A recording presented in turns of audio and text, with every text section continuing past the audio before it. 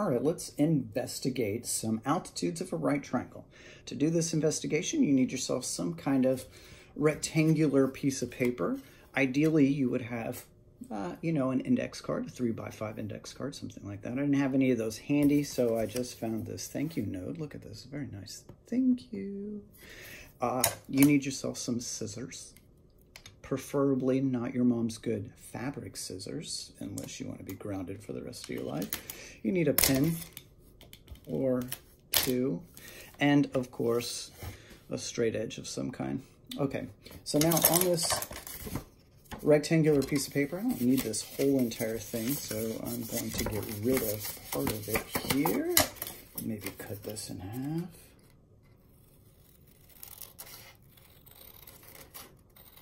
All right, now this is a really nice half. I'm gonna save that for another occasion.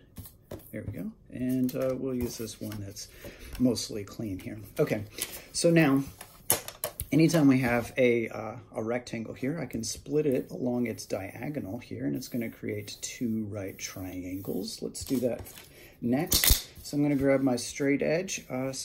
Sorry about that noise there. I'm gonna line this up and draw a line that I can cut along very easily.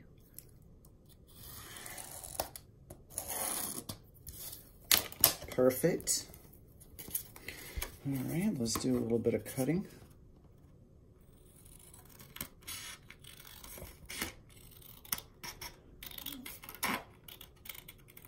And now again, once we're done, we should have two perfectly congruent right triangles. If we stack them together, voila, they are perfect. All right, let's take one of these things. Let's label stuff on it. So I am going to take the right angle that's up here at the top there. I'll call that one C. Okay, and then let's say that over here on this smaller acute angle, I'll label that one with an A. And the other acute angle, I am going to draw in a B. Now, we are talking about altitudes here. So let's talk a little bit about altitudes, and that is anytime you want to draw an altitude, let me put it this way here, okay, I go from a vertex and I make a right angle with the opposite side. So you can see that this line BC is already an altitude because it makes a right angle here at C.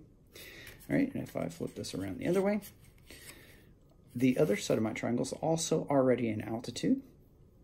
It extends from point A, makes a right angle with the opposite side. Perfect. All right. And then if I lay this along its hypotenuse, I can have one more. And it's going to come from the right angle C, and it's going to make a right angle with a hypotenuse right down here. And that's what we're about to draw in next. So we're not going to do it on this one. This one we're going to keep nice and clean. Let's grab this other one that's over here. And what I'm going to do is I'm just going to take probably the other half of this piece of paper here, because I know that the corner of a piece of paper has a right angle on it already. And I'm going to use that, line this thing up so I can draw in that third altitude very easily. Okay, so right angle right there. Line it up with the hypotenuse and then just slide it until it goes through the right angle up there at the top, the vertex, the one that we labeled with a C. And then take your pen, make yourself a line that you can cut along. Boop. Okay. All right, before I do that, before I do, again, so this is exactly what's happening here. So here's my other altitude. Here's my other altitude, the third altitude that extends from the right angle down to the other side. And why don't I just label each one of these points a B, a C. This is going to be C on both sides, A over here in the corner. And then down here, this is a new point, so I'll call it D. I'm going to label both sides again because I'm going to cut these things apart. And maybe put some letters on the other side of this thing too. So here's a B. This one over here in the corner is an A. And I don't know, let's see, a C and a C. And then someplace down here is a D. I don't know exactly where that's going to be yet until I cut this thing. Let's grab our good fabric scissors. I mean, not our good fabric scissors. And cut along this altitude here. Bam! All right, so now I should be able to label our Ds. The reason why I'm labeling both sides here is because I want to be able to possibly flip these things around whenever I compare them. All right, let's put our puzzle back together. Here is our original right triangle. And let's see, here is where the medium-sized triangle went with the altitude. And then here is the tiny one, right? With this third altitude CD right in here. Okay. All right, so that's nice. It does make 2 extra triangles. What is the relationship between all 3 of these triangles here that we just created? Well, one way to do this is let's line them up like this. Let's make it so it's very easy to orient and visualize. I'm going to put all of the right angles down here at the bottom. Actually, let's do the medium-sized one. See, again, I'm going to have to flip them around sometimes. All right, so there's that right angle, and then here's the tiny one stacked on top of each. Okay, so here's the image of what that would look like when we are all stacked. And now, I think it would be handier, though, if we slide them all over here to one of these acute angles. And when I do, I can very easily visualize that all of these acute angles are exactly the same. Okay, and then let's slide it all the way over here to this other acute angle, and you can see that all of those acute angles are exactly the same. Since all of our angles are the same, all 3 of these triangles must be similar to each other by angle-angle similarity postulate. Okay, so that's going to be the big theorem that we have here, is that whenever we draw in that third altitude from the right angle to the hypotenuse, it creates 2 other triangles, all of which are similar to each other.